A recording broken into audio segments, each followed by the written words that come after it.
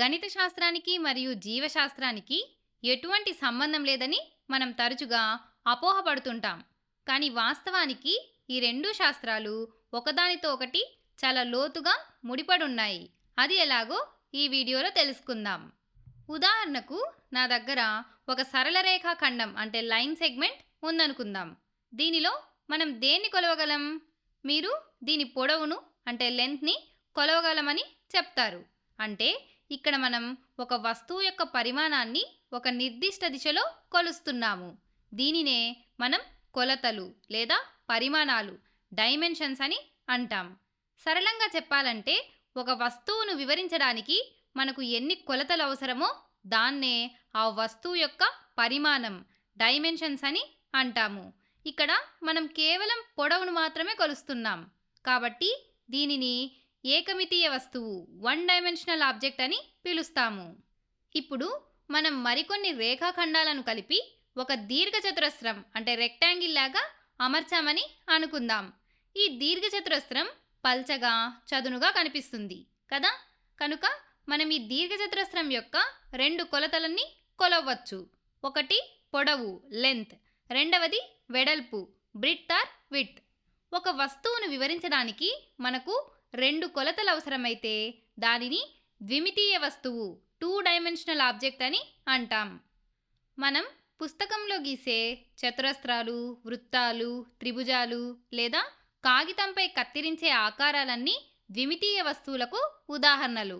ఈ కొలతలతో మనం వైశాల్యాన్ని అంటే ఏరియాను కూడా లెక్కించవచ్చు. ఒకవేళ ఈ దీర్ఘచతురస్రాన్ని ఒక దీర్ఘగణం అంటే క్యూబాయిడ్ లాగా అమరిస్తే అప్పుడు మనం పొడవు, వెడల్పు వీటితో పాటు దాని ఎత్తును కూడా కొలవచ్చు. ఇలాంటి వస్తువులను త్రిమితీయ వస్తువులు త్రీ డైమెన్షనల్ ఆబ్జెక్ట్ అని అంటాము.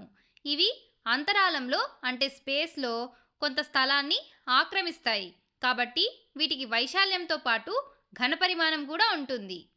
అయితే ఇదంతా కూడా జీవశాస్త్రానికి ఎలా సంబంధించిందో ఇప్పుడు తెలుసుకుందాం.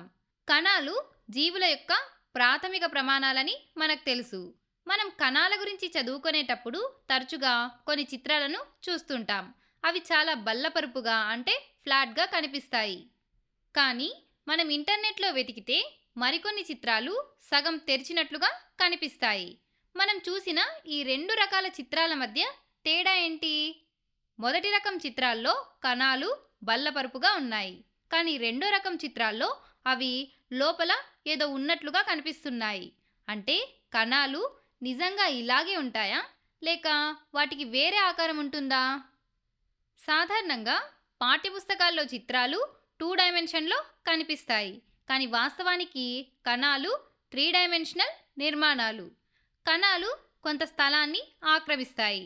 వాటికి ఘనపరిమాణం ఉంటుంది. వాటి లోపల కేంద్రకం అంటే న్యూక్లియస్, సైటోప్లాజం మరియు కణాంగాలు ఆర్గనెల్స్ వంటి అనేక భాగాలు ఇమిడి ఉంటాయి. ఆ సగం తెరిచిన చిత్రాలు కణాలు త్రీ డైమెన్షనల్ నిర్మాణాలని తెలియజేస్తాయి.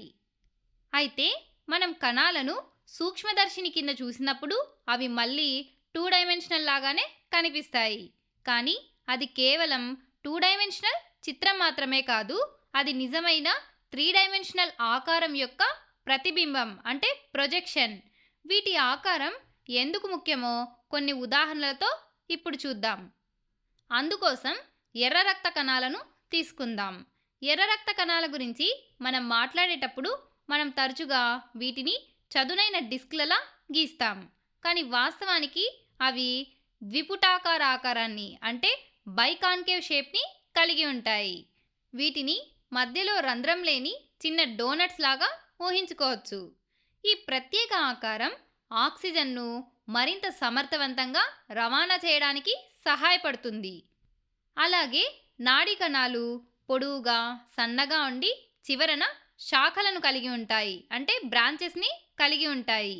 ఇవి విద్యుత్ సంకేతాలను పంపడానికి తోడ్పడతాయి. కానీ నిజానికి అవి ఈ విధంగా కనిపిస్తాయి. కాబట్టి కణాలు బల్లపరుపుగా ఫ్లాట్గా ఉంటాయా అంటే అస్సలు కాదు. అవి అద్భుతమైన త్రిమితీయ అంటే త్రీ డైమెన్షనల్ నిర్మాణాలు.